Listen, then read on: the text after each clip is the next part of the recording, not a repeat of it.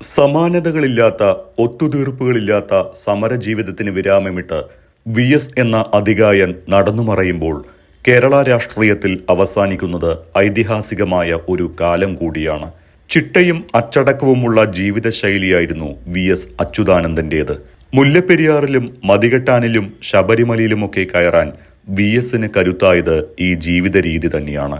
മുഖ്യമന്ത്രിയായിരുന്ന വേളയിൽ ശബരിമല കയറിയപ്പോൾ ഒരിടത്തും അദ്ദേഹം വിശ്രമിച്ചിട്ടില്ല. മുഖ്യമന്ത്രിയായിരുന്നപ്പോൾ കൂടി ചിട്ടകളുടെ കാര്യത്തിൽ വി.എസ്. ഒരു തരത്തിലുമുള്ള ഒത്തുതീർപ്പിനും തയ്യാറായിരുന്നില്ല. വ്യായാമം തൊട്ട് കഴിക്കുന്ന ഭക്ഷണത്തിലടക്കം അച്ചടക്കം പാലിച്ചു. Cliff House, Cantonment House, Kawdiar house എന്നിവിടങ്ങളിലെ താമസകാലത്ത് മാത്രമല്ല, വാടക വീടുകളിൽ താമസിച്ചിരുന്നപ്പോഴും യാത്രകളിൽ ഗസ്റ്റ് ഹൗസുകളിലും മറ്റും താമസിക്കുമ്പോഴും വ്യായാമത്തിൽ വിട്ടുവീഴ്ച ചെയ്തില്ല. തെരഞ്ഞെടുപ്പ് പ്രചാരണത്തിന്റെ തിരക്കുകളിൽ പോലും നടക്കാനുള്ള സമയം വി.എസ്. കണ്ടെത്തിയിരുന്നു. രാവിലെ 5:30 മണിക്ക് ഉറക്കമെഴുന്നേൽക്കുന്നതോടെ കർമ്മനിരതമായ ഒരു ദിവസത്തിന് ആരംഭമാകും. എഴുന്നേറ്റ് പ്രഭാത കൃത്യങ്ങൾക്ക് ശേഷം ഒരു ഗ്ലാസ് കരിക്കിൻ വെള്ളം കുടിക്കും. പിന്നെ യോഗ, അത് കഴിഞ്ഞ് പത്രവായന, പിന്നെ നടത്തം.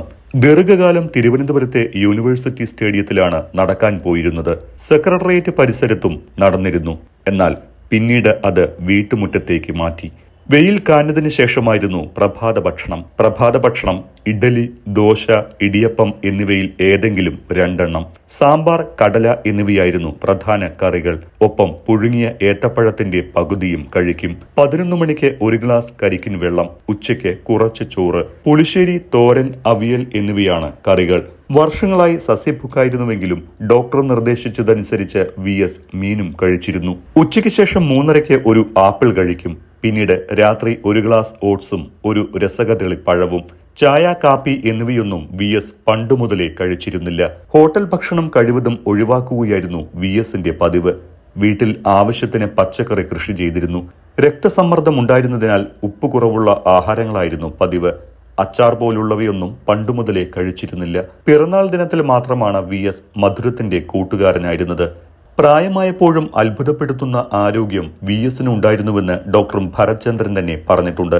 ആരോഗ്യകരമായ ഭക്ഷണക്രമവും ജീവിതശൈലിയും കൃത്യമായി പാലിച്ച ആളാണ് വി.എസ്. വ്യായാമവും നല്ല ഭക്ഷണവും ദിനചര്യയായിരുന്നുവെന്നും ഡോക്ടർ ഭരത്ചന്ദ്രൻ പറയുന്നു. എവിടെയാണെങ്കിലും 2 നേരം കുളി വി.എസിന് നിർബന്ധമാണ്. അത് പോരാട്ട സമയത്തും ഒളിവ് ജീവിതത്തിലും ജയിലിലുമെല്ലാം മാറ്റമില്ലാതെ തുടർന്നു. 1946 ഒക്ടോബറിലാണ് വി.എസ്. അച്യുതാനന്ദൻ പൂഞ്ഞാറിൽ ഒളിച്ചു താമസിക്കാൻ എത്തിയത്.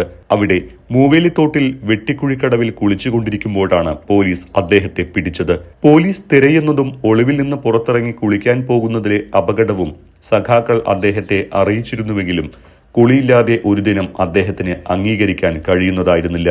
കുളിക്കാൻ ഇറങ്ങവേ വി.എസിനെ പോലീസ് വളഞ്ഞ് പിടിച്ചുകൊണ്ടുപോയി. തോർത്തുമുണ്ട് ഉടുത്ത നിലയിലാണ് അദ്ദേഹത്തെ പോലീസ് ഈരാറ്റുപേട്ടയിലേക്ക് കൊണ്ടുപോയത്. അവിടെ സ്റ്റേഷനിലിരുത്തി. പിന്നീട് അവിടെ നിന്ന് പാലായിലേക്ക് എത്തിച്ചു. അവിടെ അദ്ദേഹത്തെ ചോദ്യം ചെയ്തു. മർദ്ദനവും ഏൽക്കേണ്ടി വന്നു. ഇതിനുശേഷം ജയിലിലേക്ക് കൊണ്ടുപോയി. മുഷ്ടി ചുരുട്ടി ഉയർന്ന കൈകളുമായി സദസ്സിനെ അഭിവാദ്യം ചെയ്യുന്ന വി.എസ്. ആണ് എക്കാലത്തും പൊതുവേദിയിൽ കാണാറുള്ളത്. ജീവിതത്തിന്റെ മുഴുവൻ സമരഭാവങ്ങളും ആ നിൽപ്പിലുണ്ടായിരുന്നു. 17-ാം വയസ്സിൽ ആസ്പിൻവാൾ കമ്പനിയിൽ തൊഴിലാളിയായ നിമിഷം ഉയർത്തിപ്പിടിച്ച മുഷ്ടിയാണ് അത്. പുന്നപ്രയുടെ സമരഭൂമിയിൽ മുന്നണി പോരാട്ടം നയിച്ച് ജയിലിലായപ്പോൾ അധികാരികൾ ആ ജീവിതം തന്നെ അവസാനിപ്പിക്കാൻ ഒരുമ്പെട്ടതാണ്. എന്നാൽ പോലീസിന്റെ ബയണറ്റുകളെയും ബൂട്ടുകളെയും അതിജീവിച്ച് ആ മുഷ്ടി ഉയർന്നു തന്നെ നിന്നു. 8.5 പതിറ്റാണ്ടിലധികം നീണ്ട രാഷ്ട്രീയ ജീവിതത്തിൽ സമരേതിഹാസത്താൽ കേരളീയ ജനസമൂഹത്തിന്റെ ഹൃദയത്തിൽ ഇടം പിടിച്ച സംസ്ഥാന രാഷ്ട്രീയത്തിലെ അത്യപൂർവ പ്രതിഭയായിരുന്നു വി.എസ്. എന്ന് നിസ്സംശയം പറയാം. ഐക്യ കേരളത്തിന്റെ രാഷ്ട്രീയ ദിശയെ നിർവചിക്കുകയും നയിക്കുകയും ചെയ്ത ഇ.എം.എസ്., സി. അച്യുതമേനോൻ, സി.എച്ച്. മുഹമ്മദ് കോയ, കെ. കരുണാകരൻ, ഇ.കെ. നായനാർ, ഉമ്മൻചാണ്ടി തുടങ്ങിയ പേരുകൾക്കൊപ്പം ആദ്യമേ പരാമർശിക്കേണ്ട നാമധേയമാണ് വി.എസിന്റേത്. ആധുനിക കേരളത്തെ രൂപപ്പെടുത്തുന്നതിൽ നിയമസഭയ്ക്കകത്തും പുറത്തും അദ്ദേഹം നടത്തിയ ഇടപെടലുകൾ അത്രമേൽ പ്രാധാന്യമുണ്ട്. അതുകൊണ്ട് തന്നെ വി.എസ്. വിട പറയുമ്പോൾ അതൊരു ചരിത്രഘട്ടത്തിന്റെ ഒടുക്കവും അസ്തമിക്കാത്ത ധീരസ്മരണകളുടെ തുടക്കവുമാണ്.